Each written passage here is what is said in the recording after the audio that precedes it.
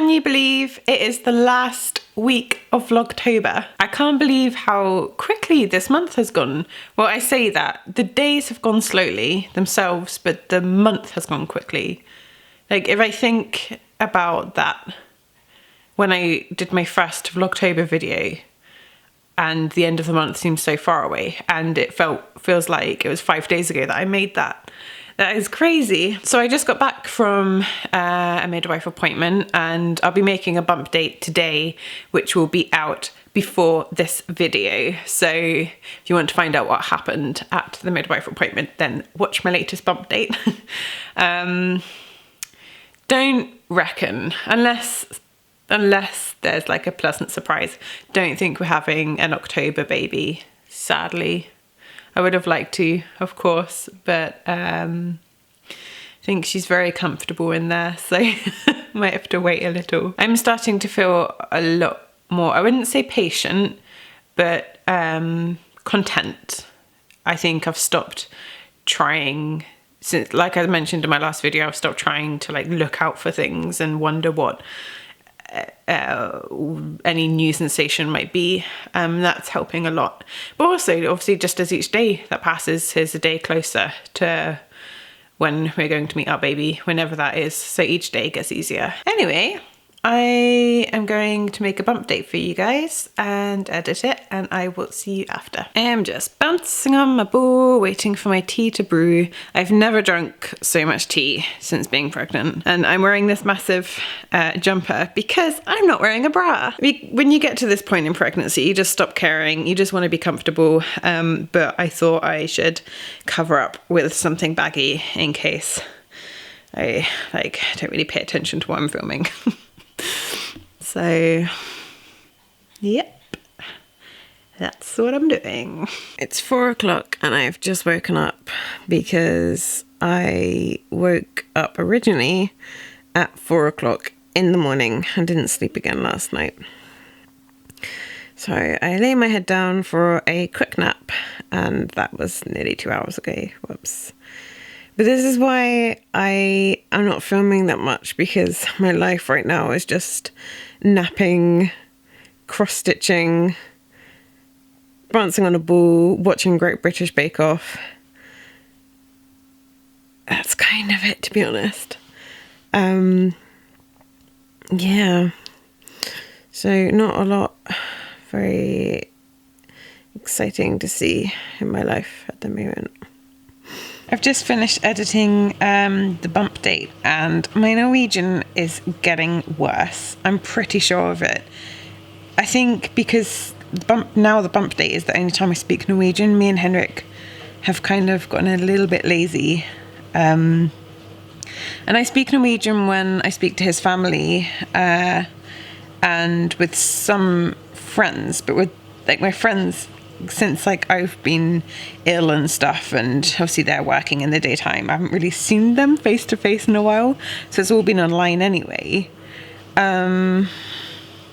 Just feel really out of practice. I think me and Henrik need to try and get back to our old rule of speaking Norwegian at least like 2 days per week. Maybe I'll make tomorrow a Norwegian day. Because also, like, I'm just really worried that when the baby's here, or like when she has started speaking, that there's going to be moments when I don't understand her. Because I'll be speaking English to her, but she'll be speaking Norwegian occasionally to me. That's going to maybe be what's most natural for her. I just like the idea of there being moments where I don't understand what she's saying perfectly. Just really devastating. So I really need to up my Norwegian game. Anyway, that could be the last bump date, because there are only 11 days until my due date. It doesn't feel like she's going to come this week, but of course she could. It's becoming more possible by the day. I've just realised I left the dishwasher on, so I'm sorry if there's a weird noise on now. But yeah, I guess there'll be like max 2 bump dates left. One for my week 40, which would be quite expected, I guess. Gosh, I hope not 3 more. if I make it to 42 weeks without being induced. I can't imagine that happening. And the thing is, if I am at 42 weeks, I guess like I might be in and out of the hospital a bit. Anyways, I'm not sure. It might not be in the same kind of format if I make a week 42 bump date, but fingers crossed she'll be with us by then. I'm doing everything that's in my power to encourage her to come, everything that's healthy. But with my blood pressure, I can't go on as many walks. Can't do the old labour dance. If you don't know what that is, look it up. It's just dancing to like twerky type music. I actually tried like doing that a couple of times last week. I felt like such an idiot. Like, well, I started off feeling like an idiot, just like dancing in my room alone. But after a few moments, when you kind of like realize that nobody is watching you and you just laugh at yourself, it's kind of fun. Whether you're pregnant or not, I recommend just dancing by yourself at home. You'll feel silly at first, but yeah, there's nothing to brighten your day like laughing at yourself and having some fun. So give it a try. Anyway, I need to actually edit this vlog because my plan for tomorrow morning is to head into Oslo and start on some Christmas shopping, since we're not really gonna have time to do it in not too long. So I'm not gonna have time to edit this tomorrow, and I'm so tired, so I want to like make sure I actually get this done. So I'm gonna leave this here. Oh, actually no, I'm not, because I saw a couple of questions on my last video, and I can't remember the usernames, I'm sorry, but one person asked, do you ever read books in Norwegian? I've never made it through a full book, but I am trying to read at the moment. Is it called Naive Super by Arlen Lue? I'm probably butchering the pronunciation of that. But it's about a quite like simplistic guy, so it's written in a very simplistic manner, so it's quite easy to understand. But obviously the experience of reading isn't quite the same. It feels more like a chore. But it is useful. It is a useful way to learn. So I'm trying to work my way through that. But Henrik did buy it for me like 2 years ago.